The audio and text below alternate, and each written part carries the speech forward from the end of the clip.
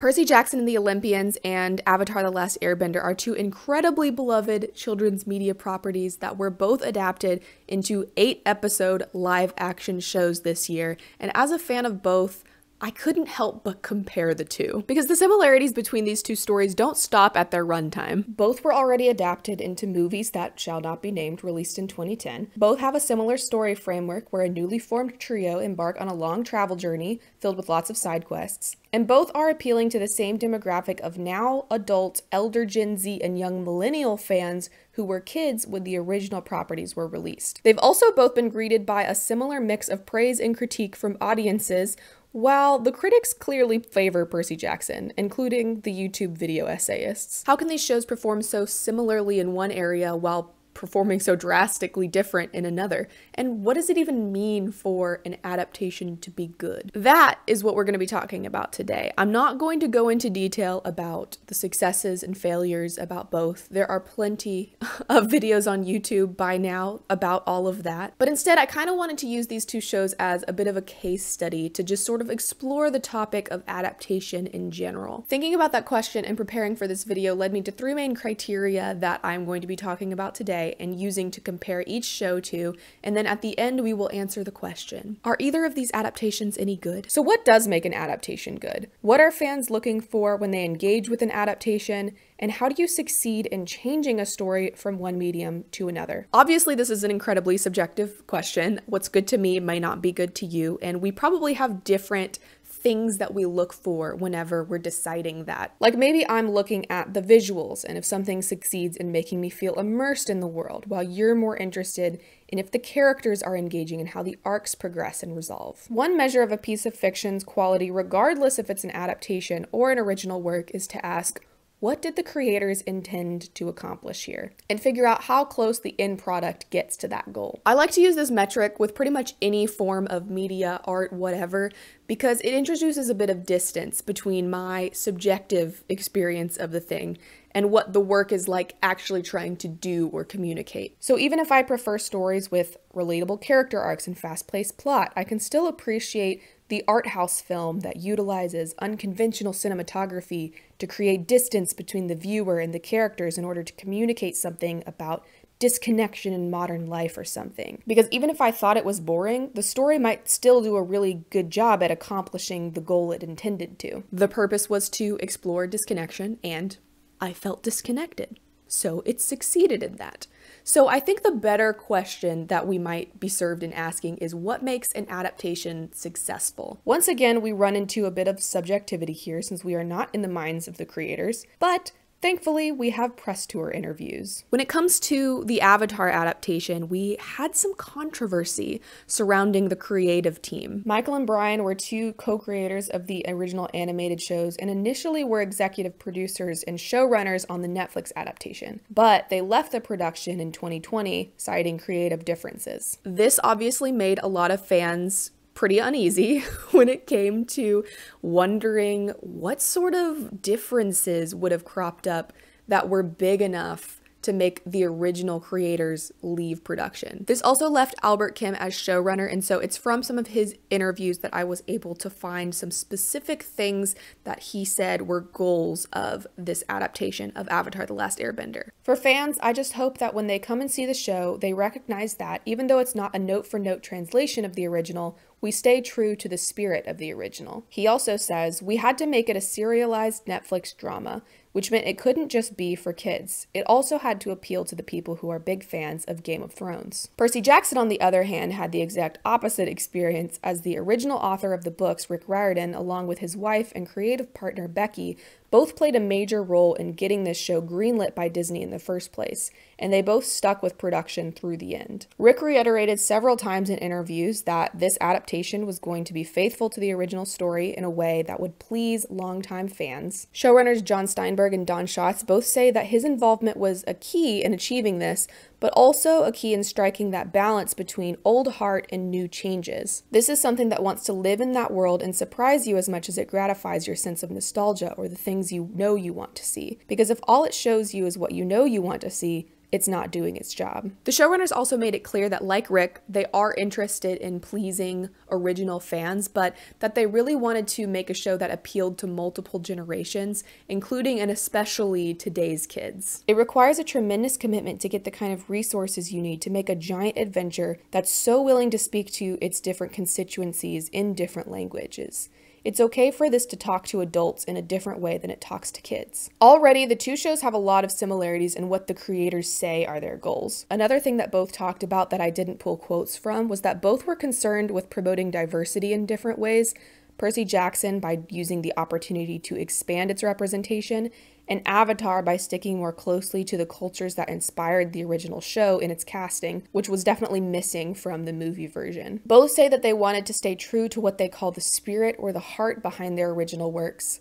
And both shows set out to bridge the gap between audiences of current children and the older original fans. So if these were the goals of each of the adaptations, then this is what we need to judge them by. Except when you're looking at an adaptation, this is only one layer of this sort of conversation. An adaptation is always going to have a layer of critique about it when it's being compared to the original. And that's even like what we see in the creator's intent, is that they want that critique. They want to be able to hold up against the original and pay homage to the original. Which brings me to the next criteria. What is the adaptation's relationship to the source material? One common criticism that comes up when we talk about adaptations is that they stray too far from the source material. They make too many changes, or they get the characters wrong, or they make a set piece look different than it is shown or described in the original. And while of course this makes sense as a factor, it can't be the only factor, because adaptation by its very nature is change. In adapting something to a live action format, for example, like Avatar and Percy Jackson, sure, the creators can attempt to recreate this like shot for shot, line by line remake of the original, except they can't. There are so many choices made in filmmaking that this literally, by definition, is impossible. For a book adaptation, there's no shot to replicate in the first place, just words on the page that readers will envision differently according to their subjective experience. Even in Avatar's case, adapting a show into a show, there were still stylistic choices made through the medium of animation in the original that allowed it to communicate its story in a way that would be impossible to replicate in a live action, no matter how accurate it is. And I think as fans of things that get adapted, we would all agree that an exact replica isn't necessarily what we want anyways. There have been plenty of beloved adaptations that make changes from the original and are praised for those changes, or at least people don't think that they take away from the adaptation. So if the changes themselves aren't the issue, what is the difference between this and this? Here's where something showrunner John Steinberg from Percy Jackson said that stood out to me while talking about the book's author, Rick Riordan's involvement in the show. It creates a real sense of freedom to try new things when you know you're never going to get too far away from the target. Trying new things sounds like the opposite of creating an accurate adaptation, except I think that this actually speaks to a different truth about what stories actually mean to audiences. Stories have an internal and an external layer to them. It's easy to think of these things as being plot as external and characters as internal, but the difference is not quite so simple. Plot and character are constantly informing each other. Characters react to plot, which creates more plot, which challenges their arcs, which produces growth or stagnation, while propelling us into more plot. The cycle continues until we reach the last page or the final scene. When we talk about changes that adaptations make to their original stories, the external is so easy to point out. They left out this iconic line or character, or they added this scene that didn't exist in the original. But I think the internal changes are probably more important when it comes to how the audience feels about the adaptation being faithful or not. And to me, this very much speaks of why we love stories in the first place. One facet of this, I think, is communicated in John Truby's book, The Anatomy of Story, where he says good storytelling lets the audience relive events in the present so they can understand the forces, choices, and emotions that led the character to do what he did. Stories are really giving the audience a form of knowledge, emotional knowledge, or what used to be known as wisdom, but they do it in a playful, entertaining way. The stories we love communicate emotional knowledge through the medium of entertainment, and different stories will strike a different balance when it comes to how much they lean on each of those things. And that difference in balance, I think, also contributes to the differences in our subjective experience of those stories. My individual preference for where that balance should lie and what types of emotional knowledge I'm compelled by and in what formats I like to see those stories. These are all things that are going to make my subjective experience of a story different from yours. But when we talk about a story we love being adapted to a different format, one of the most exciting and terrifying parts for fans is wondering if the new story, even with the changes that we know it will inevitably make, will be able to communicate the same emotional knowledge as the original did. Does the emotional knowledge feel authentic to what we gained during our experience of the original? Which sort of brings us back to the first criteria of evaluating what the adaptation creators' goals were and comparing those with the goals of the original. And I will say, I don't think that these things have to be wholly aligned for an adaptation to be successful. I think one example of how this might happen is when cultural attitudes or values change over time. And while the original work from the past is still beloved, modern adaptations might take that and do a different spin on the same subject matter. A couple examples that come to mind here are Dune Part 2 and Little Women. Spoilers for both are upcoming, so you can skip to these time codes if you would want to avoid them. For Dune Part 2, director Denis Villeneuve specifically changed aspects of both Lady Jessica and Chani's characters in an attempt to better reflect the author Frank Herbert's original intent. When Frank Herbert wrote the book, and then when the book came out, he was disappointed how people perceived Paul Atreides. At the time, he felt that people were talking about Paul as a hero. Sure. And for him, he was an anti-hero. He was a dark figure. He was the book was a warning for him about a messianic figure. For that, he wrote Dune Messiah to correct and to make sure that people understood his intention. And me, I knew that story. I knew I had the benefit of having read Dune Messiah, so I wrote part 2, having that in mind, and that is why Chani's character is slightly different in my adaptation than in the book, and helped me to bring the initial intention of Frank Herbert to the screen. The fan reception for this movie has been incredible, and most readers say that it is really faithful to the original, despite these and several other changes. All of them seem to work together to create a story that communicates a new clarity on the same emotional knowledge that readers got from the book. I think a similar thing can be said about Greta Gerwig's adaptation of Little Women. Both Gerwig's adaptation and the original work are looking at the same subject, the conflict between women's duties at home and their personal growth through the lens of different eras of feminism. In the original work, Jo's ending is found in her settling into a more traditional life for women at the time, while in Gerwig's version, Jo is portrayed more like the author Louisa May Alcott herself by having Jo's resolution be found in her publishing her new book titled Little Women. Jo's end here, I think, reflects a more modern take on where women can and should be, but it still aligns with the emotional knowledge communicated in Louisa May Alcott's original book, because Jo's decision to do this is entirely motivated by her familial duties to her sisters. Both the Dune Part 2 and Little Women adaptations are examples of where changes can actually further support an original work's emotional knowledge. For Percy Jackson and Avatar, as we already established, both sets of creators wanted to achieve this, and I think that one did a better job than the other. You will probably be able to tell which one that is as I go forward. This was something that came up for me pretty quickly in the first episode of Avatar: The Last Airbender, but there's a specific moment that really drove it home here for me. In the original show, one of the major themes reflected through Aang's character arc is the taking on of responsibility for the sake of others that happens as he struggles to come to terms with the fact that he, as a kid, is being asked to save the world. His responsibility as the Avatar comes into direct conflict with his personal desire to remain free and happy as a kid. This is a piece of emotional knowledge that the original communicated and that I think audiences really connected with. It's that idea that growing up means a setting aside of your personal desires for happiness or comfort in favor of the responsibility you have towards others, and that in fulfilling that responsibility you create like a deeper, lasting joy. This gets set up in the original when we see the reason Aang has been missing for 100 years, and therefore the reason the Fire Nation has been able to conquer so much land is because even though Aang already knew he was the Avatar, now he's being asked to leave his kid world and start training to master the other elements. something that the other avatars usually haven't had to do until they're older. This is the first moment where his responsibility comes into conflict with his personal desires. In the Netflix adaptation, Aang learns for the first time that he is the Avatar, and that he must leave to defend the Earth Kingdom from the Fire Nation attack. Aang is overwhelmed by this, but when it comes time for the external beat of him leaving with Appa, his reason isn't to run away. He says, "I just need to go up where things make more sense. For now." This implies that Aang is coming back. He just needs to take a moment to let it all sink in. And once he's had that moment, he's probably going to come back and then fulfill his role as the Avatar, right? So in this way, the Netflix show hits all the same external beats that the animated show gave us.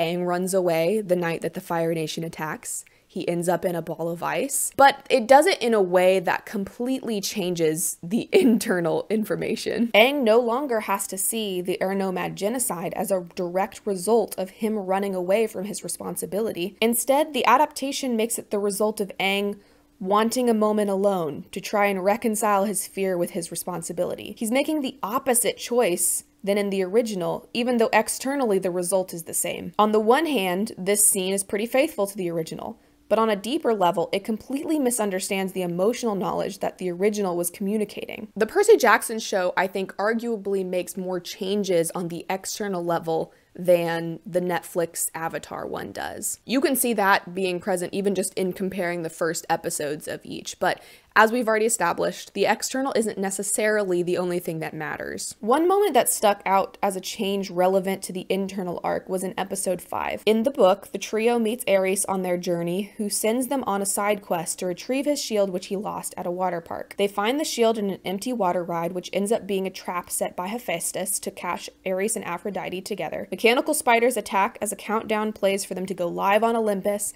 but Percy uses his water powers to start the ride and get them and the shield to safety. It's not a hugely important scene in the book, to be honest. It doesn't really do much for the external plot besides introducing Ares, who comes into play later. And it really doesn't do a ton internally for any of the characters or arcs either, but it does introduce some themes that are sort of present in the first book, but are definitely present in the rest of the series. One of those pieces of emotional knowledge is that family should support each other rather than tearing each other down. In the Disney Plus show, we get a pretty different scene externally. Percy and Annabeth still go to the water park, while Grover stays behind with Ares as collateral. Instead of an empty ride, Percy and Annabeth get on a functioning water ride, in which they see the story of Hephaestus' contentious relationship with the other gods play out. Later in the ride, they find the shield, but one of them must sacrifice themselves in order to get it, and Percy decides it should be him. He's encased in gold, and Annabeth ignores the shield and tries to free him. Hephaestus makes an appearance and says that Annabeth should go because returning the shield would earn her glory and her mother's favor, which she has lost at this point. But this prompts a shift in her character when she says, "Eat or be eaten,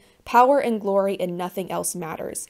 Ares is that way, Zeus is that way, my mother is that way. He isn't that way. He's better than that. Maybe I was that way once, but I don't want to be that way anymore. I won't be like all of you." This prompts Hephaestus to free Percy, and the pair is able to return the shield to Ares and get back to the main quest. It's basically a completely different scene, and I was definitely taken aback by it for a little bit, because the first version in the book is so lighthearted and goofy and fun, and it really captures that sense of levity that the original series has. This scene is much more serious, much more emotional, and really the only joke that I specifically remember is just the song choice of whenever they're going through the tunnel of love. But even though it changed a lot about the external, it actually kept pretty much exactly what the internal beat of this scene was. They just deepened it and communicated it in a more clear way. In this adaptation, the scene has Annabeth confront that directly and decide that it's more important to care about people over survival or power. Those are just one example from each show, and obviously there are a lot more examples within each of both successes and failures, I think. For example, the original Avatar show introduces emotional knowledge through Zuko and Iroh by questioning if true honor comes from being praised and accepted by others, or in doing the right thing even when no one else around you will. I think the Netflix show introduced and deepened this theme sooner than the animated show was able to. But I picked these two because I think they're good representations of patterns that I noticed in each. A lot of times the Avatar show was scaling back or changing the internal beats in a way that sort of confused or contradicted the original messaging, whereas Percy Jackson's show, even if it was making external changes, it pretty much always stayed true to the same emotional knowledge that was being communicated in the original,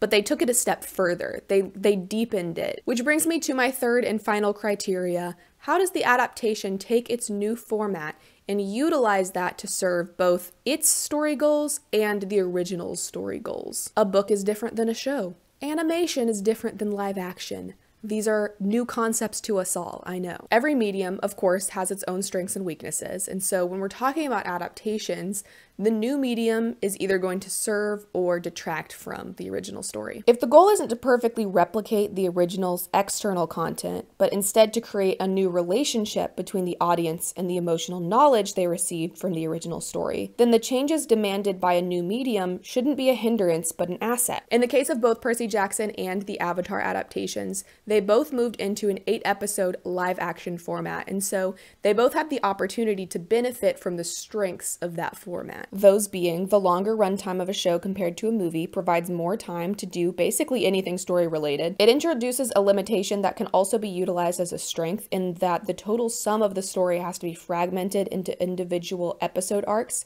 which could be a benefit to pacing. There is in fact a reason why binge watching has taken off with streaming. Shows are visual mediums, so its biggest strengths are going to lie in how it communicates information to the audience through sight and sound. This is also why screenwriting is incredibly good at communicating to the audience through subtext. It's also why the writing advice show don't tell comes up so often for film and TV, because the visual medium does an incredible job at showing us information through action, but can fall really flat whenever it just tells that information to the audience. Shows can be non-linear and jump easily between character perspectives and timelines. The live-action format specifically lends itself to a deeper realism, not to mention the near endless ways that cinematography, acting, costuming, set design, editing, and all those other film-specific story tools can be used to craft pretty much any tone, narrative structure, pacing, or thematic element you can think of. So all in all, I think this gives us another metric by which to measure an adaptation by. In our case, it means that we can ask just like basic questions about filmmaking, like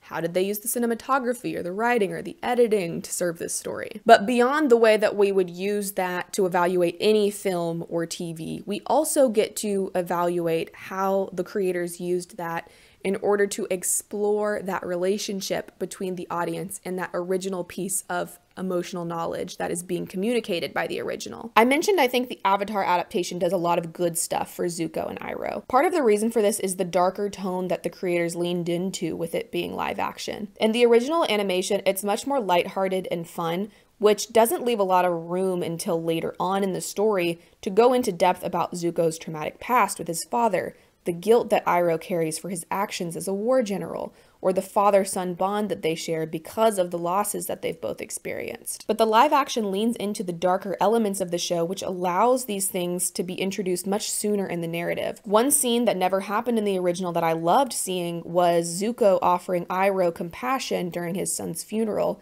instead of being cold like the rest of his family. This does such a good job at showing us an example of that central question at the heart of Zuko's arc that we don't get to see until much later in the animated series. Unfortunately, I do think this is one of the few areas where Avatar does this well. I think there are a lot of places where they would try to retain the sort of silly hijinks that really only worked in the original because the animation is what allowed that sort of lighthearted suspension of disbelief for those things to even be able to happen. Live action just has a different threshold for this, but instead of leaning into the strengths of the medium, it was like the creators tried to have the best of both worlds by being unserious and serious at different times during the show. At the same time that we're now seeing the Fire Nation literally incinerate people to death, which would aid in their goal of being more serious, we also get the My Cabbages guy shouting the same slapstick joke 3 times in one episode. Percy Jackson, on the other hand, I think makes choices in the adaptation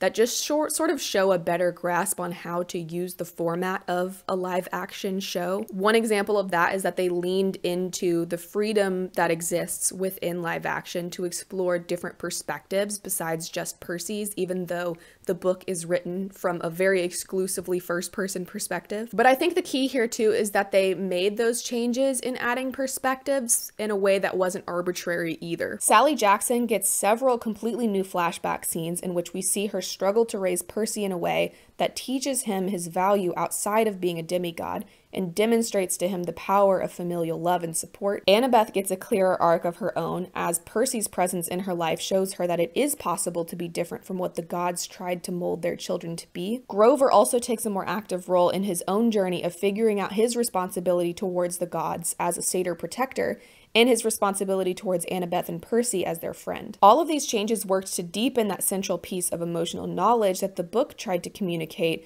about family, and it did that by leaning into the strengths of the show format instead of sticking rigidly to the book narrative. They're changes that create a new relationship between the audience and the emotional knowledge. As fans, we get to relive the experience of seeing those things play out because they've taken that thing that we love about the original and expanded it and explored it in different ways that feel fresh and authentic to what we got from the original. So all of this, the adaptation's goals, the original's goals, the way that the adaptation uses its new medium, all works together to engage the audience in a new way with the same emotional knowledge that the original asked the audience to engage with. A shot-for-shot, beat-for-beat remake would be boring, because if that was what it was going to be, then I might as well just go watch the original, because there's a reason why we loved the original so much. Which means a good adaptation doesn't seek to replicate its original, it seeks to explore the central messaging of the original in a way that expands, deepens, or recontextualizes the audience's relationship with that messaging. Which brings us to the question we've all been waiting for.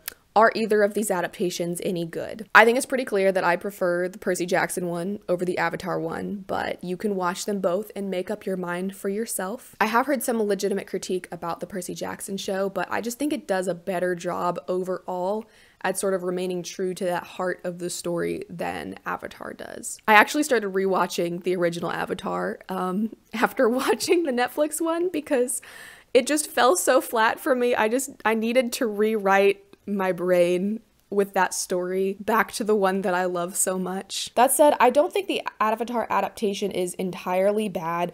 We've definitely seen worse. Avatar hit a lot more of the external story pieces than Percy Jackson did, and if that was what you were looking for in an adaptation, then you probably really liked it. But y'all, opinions are opinions. I'm not going to tell you you're wrong if you like the Netflix adaptation. I'm just glad one of us was able to. I hope this exploration on adaptations was useful or interesting to you. Let me know your thoughts on both of these adaptations and how they compared to the originals. If you liked this video, consider giving it a like and subscribing, because I will be posting more story analysis content like this in the future. But for now, thank you so much for watching, and I will see you again soon.